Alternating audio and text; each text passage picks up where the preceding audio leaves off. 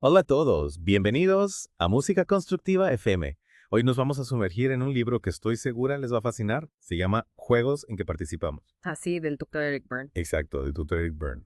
Y bueno, pues la idea es que exploremos juntos este concepto de los juegos psicológicos. Un tema apasionante, ¿verdad? Totalmente. ¿Te imaginas que nuestras interacciones diarias, incluso las más simples, estén llenas de estos juegos con reglas ocultas? Es que de eso se trata el análisis transaccional, ¿no? De comprender esas dinámicas ocultas que influyen en nuestras relaciones. Exacto. Y Verne lo explica de una manera tan clara y con ejemplos tan cotidianos que es imposible no identificarse. Es que usa un lenguaje muy accesible, a pesar de ser un tema complejo. Sí, sí.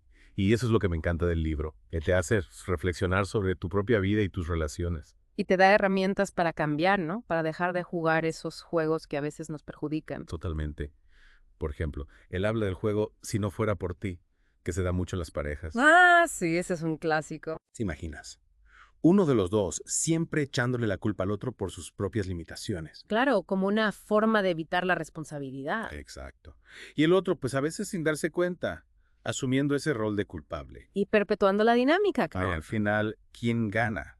Nadie, ¿verdad? Claro, porque se crea una relación de dependencia. Es increíble cómo estos juegos pueden afectar nuestras vidas sin que nos demos cuenta. ¿Y qué me dices de los estados del yo? Padre, adulto y niño. Esa es la base del análisis transaccional. Verne nos dice que todos tenemos estos tres estados del yo que se activan en diferentes situaciones. El padre, representando la autoridad. Ajá, El adulto, la lógica y la razón. correcto. Y el niño, la emoción, la espontaneidad. Exacto. Y cada uno de estos estados puede participar en los juegos. Claro. Imagina, por ejemplo, a una persona que siempre está criticando a los demás, desde una postura de superioridad. Probablemente esté actuando desde su padre crítico. Exacto. Y la persona que recibe la crítica, si no está consciente, puede reaccionar desde su niño rebelde o sumiso, alimentando el juego. Y creando un círculo vicioso. Totalmente. Pero lo bueno es que una vez que entendemos estos conceptos, podemos empezar a cambiar nuestras propias reacciones. Y a elegir cómo queremos relacionarnos con los demás. Exactamente. Oh. ¿Y qué nos dices de los diferentes tipos de juegos? Verne los clasifica según su gravedad, ¿no? Sí, habla de juegos de primer, segundo y tercer grado. Los de primer grado serían los más aceptables socialmente, ¿verdad? Como esos juegos de seducción o de rivalidad que vemos en las reuniones. Ajá. Juegos que no tienen consecuencias graves Pero luego están los de segundo grado, que ya son más intensos y pueden generar conflictos. y que generalmente preferimos ocultar. Claro. Como esos juegos de manipulación o de chantaje emocional. Exacto. Y por último, los de tercer grado, que son los más destructivos Bien. y pueden tener consecuencias muy graves. Esos juegos que pueden llevar a la ruptura de relaciones, a la violencia, incluso a la muerte. Uf. Es impresionante cómo algo que puede parecer un simple juego puede llegar a tener consecuencias tan serias. Por eso es tan importante tomar conciencia de los juegos que jugamos y de las motivaciones que hay detrás de ellos. Totalmente de acuerdo. Y bueno, pues ya que hemos introducido este fascinante tema, en la siguiente parte del programa vamos a profundizar en cómo podemos identificar los juegos que jugamos y cómo podemos empezar a liberarnos de ellos. Me parece una excelente idea. Hay mucho que explorar todavía. Sí, estoy segura de que va a ser muy interesante. Seguimos en Música Constructiva FM desmenuzando este libro tan interesante, Juegos en que participamos. Sí, un libro que nos invita a reflexionar sobre nuestras interacciones. Totalmente. En la primera parte hablamos de cómo identificar esos juegos psicológicos que, según Verne, todos jugamos a diario. Pero ahora la pregunta es, ¿cómo podemos dejar de jugarlos? ¿Cómo podemos liberarnos de esas dinámicas que nos perjudican? Buena pregunta. Y la verdad es que no hay una respuesta fácil, ¿no? Claro. Porque implica un proceso de autoconocimiento y de cambio de hábitos. Exacto. Pero Verne nos da algunas herramientas, ¿verdad? Sí, una de las claves es la antítesis. Antitesis. Sí, básicamente significa romper el ciclo del juego, no seguirle el juego al otro. O sea, cambiar el guión. Exacto. Por ejemplo, imagina que alguien te hace una crítica disfrazada de broma, un clásico del juego. Te estoy solo molestando. Ah, sí, eso es muy común. En vez de ponerte a la defensiva o de justificarte, podrías simplemente responder. Gracias por tu opinión. Y ya. Y ya cortas la cadena del juego, no le das el combustible que necesita para seguir. Me encanta. Es como si le quitaras el poder al otro. Exactamente, le estás diciendo, no voy a entrar en tu juego. Ok, pero si la persona insiste. Puedes repetir tu respuesta, cambiar de tema o, si la situación lo amerita, simplemente alejarte. Es decir, mantener nuestra autonomía. Exacto. No dejar que el otro nos manipule con sus juegos. Me gusta la idea. Pero ¿qué pasa con los juegos que jugamos con nosotros mismos? Esos diálogos internos que a veces nos sabotean. Ah, los juegos internos, esos también son importantes. ¿Y cómo los identificamos? Presta atención a tus pensamientos. Te criticas constantemente, te culpas por todo, te comparas con los demás. Sí, a veces me pasa. ¿Esos son signos de que estás jugando un juego interno? Y la antítesis en este caso sería, Tomar conciencia de esos pensamientos y desafiarlos. Preguntarte, ¿esto me está ayudando o qué puedo hacer para cambiar esta situación? Es decir, cambiar el disco mental. Exactamente, dejar de escuchar esa voz crítica y empezar a construir una narrativa más positiva. Me gusta. Verne también habla del concepto de posición existencial, ¿verdad? Sí, es la visión fundamental que tenemos de nosotros mismos y de los demás. Y cómo influye en los juegos que jugamos. Nuestra posición existencial moldea los roles que asumimos en los juegos. Si nos vemos a nosotros mismos como no estoy bien, es más probable que entremos en juegos de víctima o de perseguidor.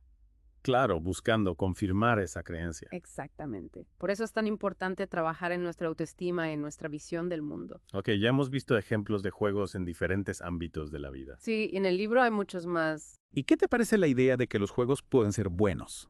Verne también habla de eso, ¿verdad? Sí, habla de los juegos buenos como aquellos que, a pesar de tener motivaciones ulteriores, contribuyen al bienestar de los jugadores y de la sociedad. O sea que la intención no siempre lo es todo. Exacto, lo importante es el impacto positivo que puede tener el juego. Qué interesante. Bueno, pues creo que hemos cubierto bastante terreno en esta segunda parte. Sí, hemos dado un buen repaso al concepto de los juegos y a las herramientas para liberarnos de ellos. Exactamente. Y en la próxima parte vamos a profundizar en el camino hacia la autonomía. Me parece perfecto. Hay mucho más que explorar todavía.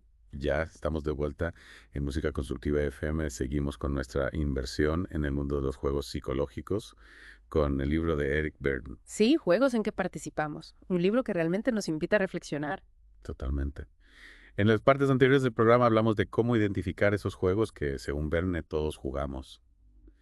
Y también de la importancia de la antítesis para romper con esos patrones. Pero ahora, la gran pregunta. ¿Cómo logramos esa autonomía que nos permite vivir relaciones más libres y auténticas? Esa es la meta final, ¿verdad? Y Verne nos plantea un camino, un proceso de transformación personal. ¿Y en qué consiste ese proceso? Lo divide en 3 etapas. La primera es la descontaminación.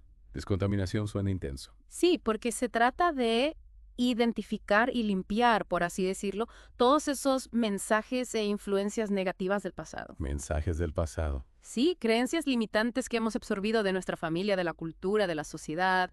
Mensajes que nos impiden ver el mundo y a nosotros mismos con claridad. O sea, como si tuviéramos un filtro mental Ah, que distorsiona la realidad. exacto. Y la descontaminación consiste en limpiar ese filtro, en deshacernos de esas creencias que ya no nos sirven. Ok. Y después de la descontaminación que viene. La desprogramación. Y es programación. Sí, se trata de romper con los patrones de comportamiento aprendidos que ya no nos sirven, cuestionar nuestros hábitos, creencias, reacciones automáticas. ¿Cómo desinstalar un programa de computadora que ya no usamos? Exacto. Y finalmente llega la reprogramación. ¿qué programación? Sí, aquí es donde elegimos conscientemente nuevos patrones de comportamiento, pensamientos y emociones más saludables. Construimos una nueva forma de relacionarnos basada en la autenticidad y la libertad. Instalar una nueva versión de nuestro sistema operativo personal. Me gusta la analogía. Suena desafiante, pero muy interesante. ¿Y qué herramientas nos recomienda Verne para este proceso? No es un camino fácil, requiere compromiso y trabajo personal. Recomienda terapia, grupos de apoyo, lectura, etc.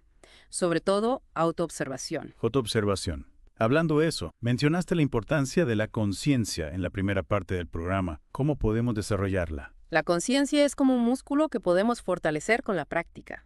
Se trata de prestar atención a nuestros pensamientos, emociones y acciones en el momento presente. Observar cómo interactuamos, qué juegos tendemos a jugar.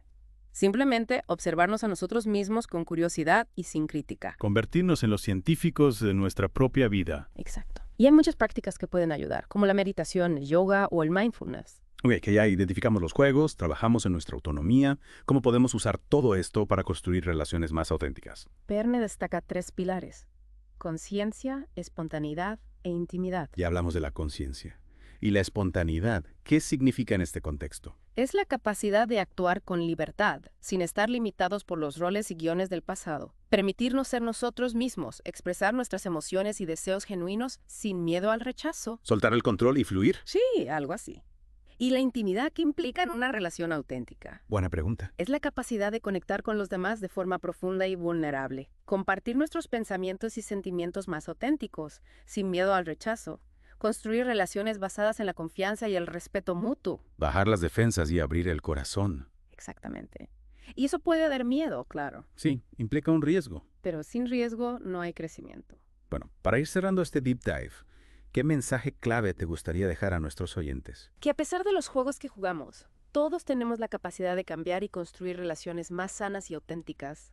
El análisis transaccional nos da herramientas para entender y transformar nuestra forma de relacionarnos.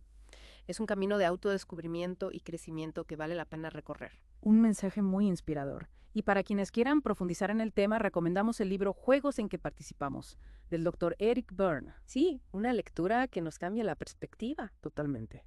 Muchas gracias por acompañarnos en esta fascinante exploración del análisis transaccional. Esperamos que les haya inspirado a construir relaciones más conscientes y satisfactorias. Hasta la próxima en Música Constructiva FM.